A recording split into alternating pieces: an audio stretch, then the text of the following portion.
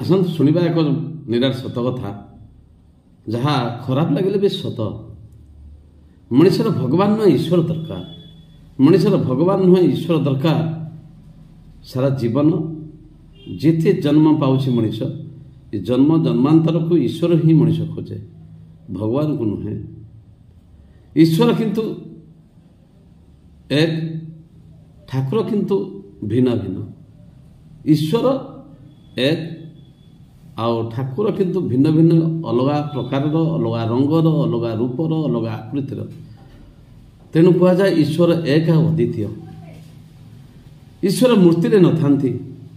ଈଶ୍ୱର ମୂର୍ତ୍ତିରେ ନଥାନ୍ତି, ସେ ଥାନ୍ତି ତ ଇ ସଜୀବ ଚଳଚଞ୍ଚଳ ମୂର୍ତ୍ତି ଭିତରେ, ସଜୀବ ମୂର୍ତ୍ତି ଭିତରେ, ମଣିଷ ଭିତରେ ଥାନ୍ତି। ସବୁ ଜୀବଜନ୍ତୁ ସଜୀବମାନଙ୍କ ଭିତରେ ଥାନ୍ତି। ଯେତେ ସଜୀବ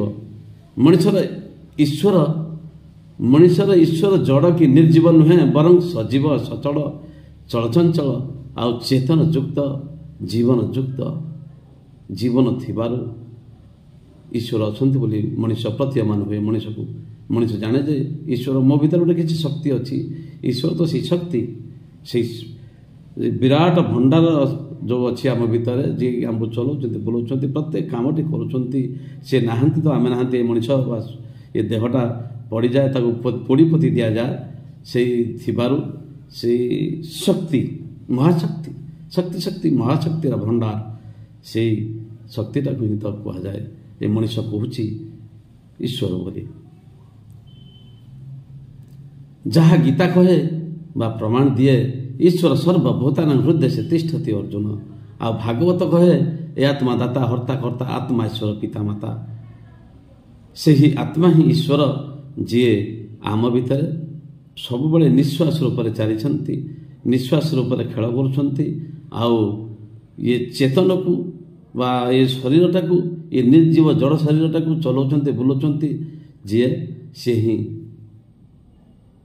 ଆତ୍ମା। ସେହି ଆତ୍ମାକୁ ଈଶ୍ୱର ବୋଲି ଆସନ୍ତୁ ମାନିବା। ସେ କୌଣସି ଜଡ଼ ବା ନିର୍ଜୀବ ବସ୍ତୁ ଭିତରେ ନଥାନ୍ତି।